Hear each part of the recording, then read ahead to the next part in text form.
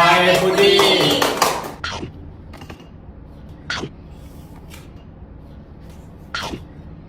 น้ำตาล เริ่มง่ายๆก่อนหวาน กรุบแต่นิ่มอ๋อ จะเลอละ คือถ้าตอนนี้คิดแต่คำใบ้ที่แบบพูดปุ๊บรู้เลยอ่ะเซี่ยว สีผสม เดาว่าแบบอีฟป่ะอีฟอาการเหมือนอีฟอาการเหมือนอีฟอีฟไหมอาการเหมือนอีฟไหมอาการเหมือนอีฟอาการไม่อีฟไหมอาการเหมือนอีฟไหม อะไรอีกใช่ไหม โหวตมากเลยนุ่นโหวตมันเลยโหวตมันอาการเหมือนอีฟ